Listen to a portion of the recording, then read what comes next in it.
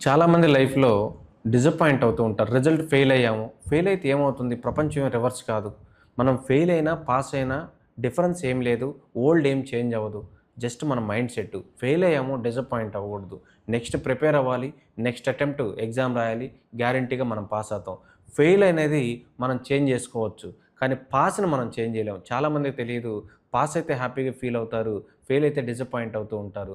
మీరు ఒక్కసారి 10థ్ పాస్ అయ్యారు. మీ మార్క్స్‌ని మీరు చేంజ్ చేసుకోలేరు. కానీ మీరు 10థ్ ఫెయిల్ అయ్యారు. మీ మార్క్స్ మీరు చేంజ్ చేసుకునే ఆపర్చునిటీ ఉంటుంది. అందువల్ల ఫెయిల్యూర్ వచ్చినప్పుడు పాజిటివ్‌గా థింక్ చేయండి. నెగెటివ్ థాట్స్ అనేటివి మన దగ్గర రాకూడదు. ఇంకా గూడా ఇంకొక ఆపర్చునిటీ ఏంటి అనంటే, మనకెక్కడైనా ఫెయిల్యూర్ వస్తే మన సరౌండింగ్స్‌లో ఉండేవాళ్ళు మన మీద ఎలాంటి ఇంప్రెషన్‌తో ఉన్నారో మనం తెలుసుకునే ఆపర్చునిటీ వస్తుంది. మనం పాస్ అయితే ఆ ఆపర్చునిటీ ఉండదు. పాస్ అయినప్పుడు అందరూ మనల్ని అప్రిషియేట్ చేస్తారు. ఫెయిల్ అయినప్పుడు మన చుట్టూ ఉండేవాళ్ళు మన గురించి ఏ ఫీలింగ్స్‌తో ఉన్నారో మనం తెలుసుకోవచ్చు. కానీ అల్టిమేట్‌గా ఇంకొక పాయింట్ ఏంటి అనంటే, ఎవరు ఏమనుకుంటున్నారో మనకి ఇర్రెలవెంటు. మనం ప్రాబ్లమ్స్‌లో ఉంటే ఈ సొసైటీ మనకు రూ. 1 ఇవ్వదు. ఈ సొసైటీ ప్రాబ్లమ్స్‌లో ఉంటే మనం రూ. 1 ఈ సొసైటీకి ఇవ్వడం.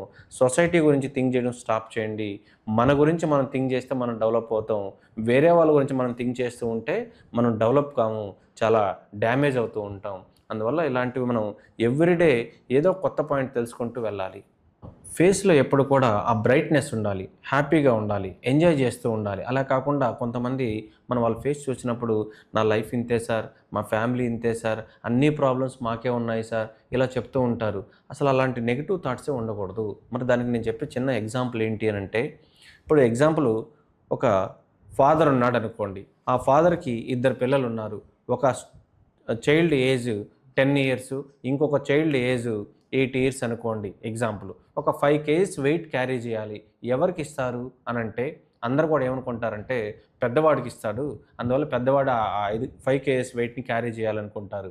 నేనేం చెప్తానంటే, పెద్దవాడికి ఒకవేళ ఫిజికల్ హ్యాండిక్యాప్డ్ అనుకోండి, అప్పుడు ఎవరికివ్వాలి? చిన్నవాడికే ఇవ్వాలి గదా! అంటే ఫాదర్ ఏం చేస్తాడు? చిన్నవాడికిస్తాడు. అదేంటి పెద్దవాడికి ఇవ్వాలి కదా అనంటే, పెద్దవాడు ఫిజికల్ హ్యాండిక్యాప్డ్. అంటే ఫాదరు ఆ వెయిట్ ఎవరికివ్వాలనుకుంటున్నారంటే, ఎవరికి ఎబిలిటీ ఉందో వాళ్ళకివ్వాలనుకుంటున్నాడు. అంతేగాని ఏజ్ కాదు. అంటే చిన్నవాడికిచ్చాడు ఆ 5 కేజీస్ వెయిట్ క్యారీ చేయమని. అలాగే దేవుడు కూడా ప్రాబ్లమ్స్ ఎవరికిస్తారు అనంటే, ఎవరికి ఆ ప్రాబ్లమ్‌ని బేర్ చేసే ఎబిలిటీ ఉంటుందో వాళ్ళకి మాత్రమే ఇస్తాడు. మనకొక ప్రాబ్లమ్ ఇచ్చాడనుకోండి, మనం డిసప్పాయింట్ అవ్వకూడదు. ఓహో! ఈ సొసైటీలో ఈ ప్రాబ్లమ్‌ని ఎవరు క్యారీ చేయలేరు. నేను మాత్రమే క్యారీ చేయగలను కాబట్టి, గాడ్ అనే పర్సను ఈ ప్రాబ్లమ్ నాకిచ్చాడు అని పాజిటివ్‌గా థింక్ చేయాలి గానీ, నెగెటివ్‌గా థింక్ చేయకూడదు. నాకే ఈ ప్రాబ్లమ్స్ వచ్చాయి, మాకే ఈ కష్టాలొచ్చాయి, అలాంటి థాట్స్